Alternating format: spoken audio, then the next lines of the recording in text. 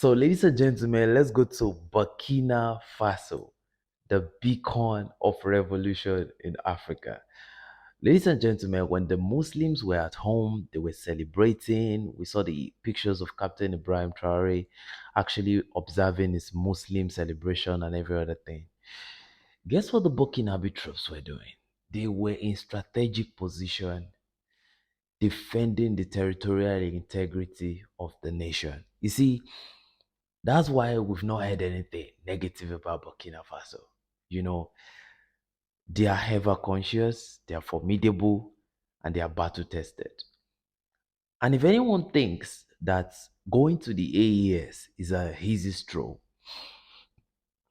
check out this guy. This guy on the screen, this is him before AES, right? And this is him after AES. What do you think? He was handsome in one place, now he has become a Kono conspire in another place. So the thing is, the AES is a different experience entirely for terrorists. You saw how emboldened the terrorists that were fighting the Nigerian troops were. But I think it's a different concept entirely in the AES. You don't think so? Now let's go. In Mali, there is this terrorist leader called Wassim Nassar. Now, Wassim Nassar is a foreigner that loves to promote, facilitate, and fund terrorists in Africa. So, a lot of terrorists follow this guy.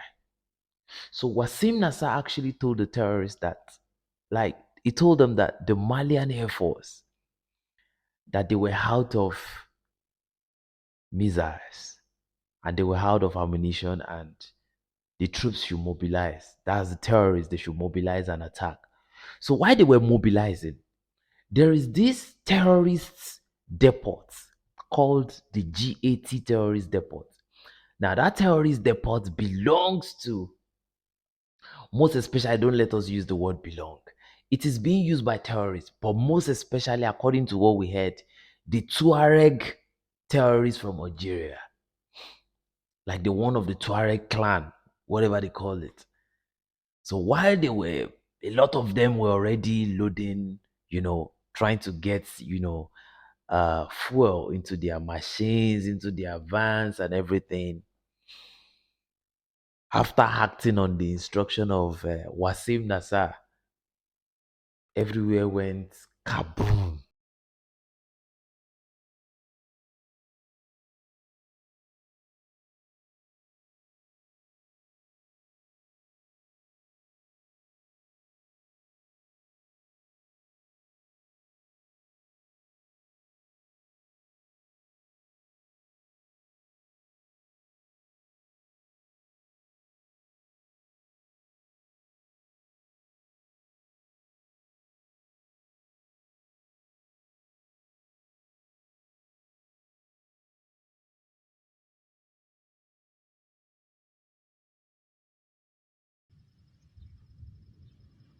Oh,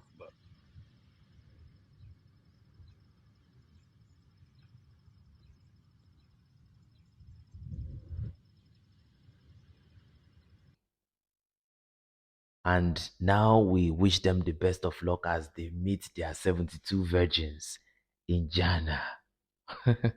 Is that not what terrorists say? That when you die as a jihadist, you meet your 72 virgins in Jannah. So we wish them the best of luck. If that's what they believe, right? Again, in Niger Republic, now you can see we are picking it one by one. And I will end it in a way. Don't worry, I will end it in democracy. So in Niger Republic, two things happened. Nigerians attacked some terrorists today. Just to let you know something, the AES states, they don't sit back, they attack. And don't forget, the African core work in all the AES states. So in Niger Republic, terrorists were attacked. And the attack was very gruesome. Gruesome attack. And just to let you know, when people get radicalized, when you are being radicalized. It's not easy for you just to give up like that when you look at the way the terrorists fight. But you see, whenever you see terrorists that surrenders like this, just know that a lot of terrorists have died. And according to the report we got, a lot of terrorists were neutralized. More powers to General Abdurrahman Chiani. These AES troops, they are different. Now, a lot of these terrorists were arrested.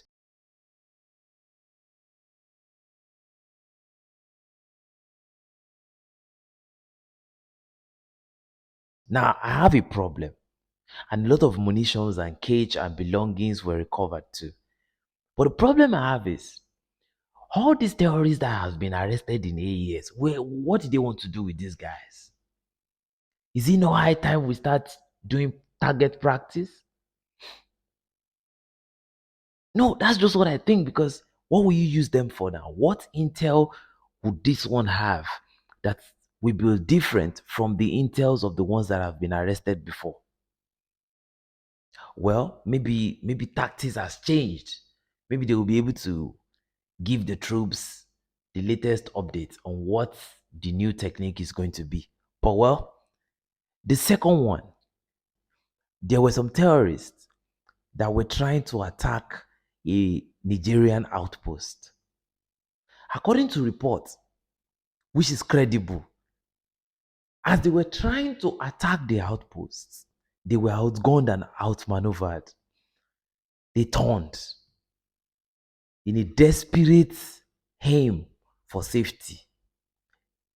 As they were going, the Nigerians pursued them. But what they noticed was that you can't run in this type of states because there are military vehicles behind you, and ahead of you is an unmanned area vehicle. So the terrorists were helpless, they were neutralized, and the vehicles were recovered, the bullets were recovered because they had no chance.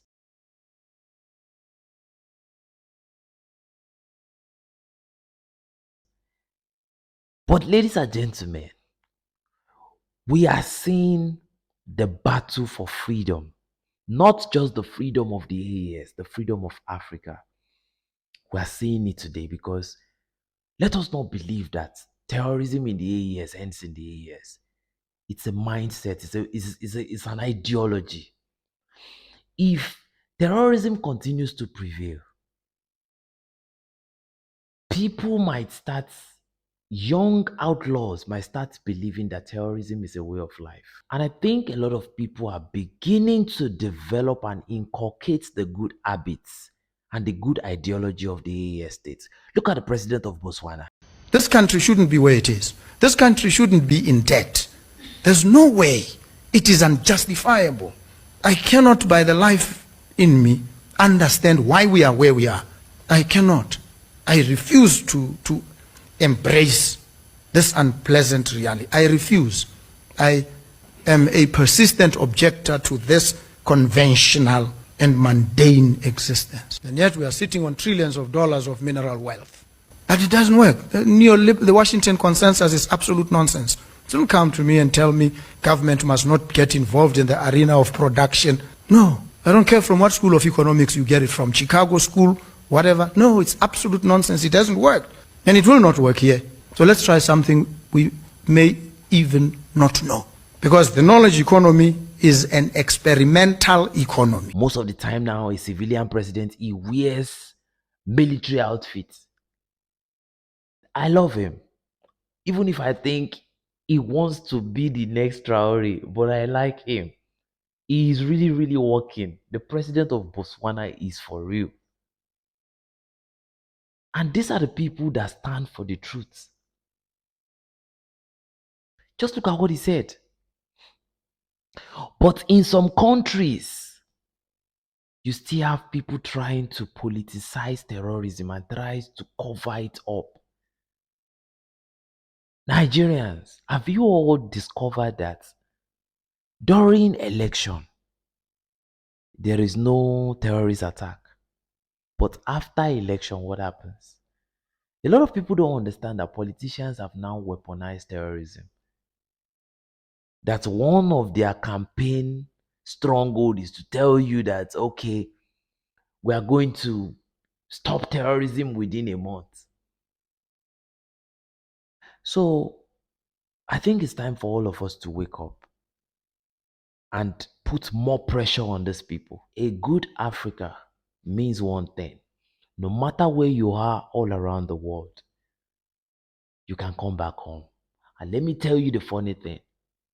As long as you have this type of skin color, is an original passport. You know you don't need a passport to come into Africa having the skin color. A liberated Africa means wherever you are in the world, you cannot be oppressed anymore. You walk in, whatever documentation they will do will be done just by virtue of your skin color. This color is different. So please, let us put hands together and let us encourage this movement. Thank you guys for watching. It's your boy 7200 signing out. Enough said. But before I go, tomorrow is a great day. I saved a lot of information for tomorrow when I'm at home, and I'll be able to give you guys a fantastic, detailed information. Bye bye.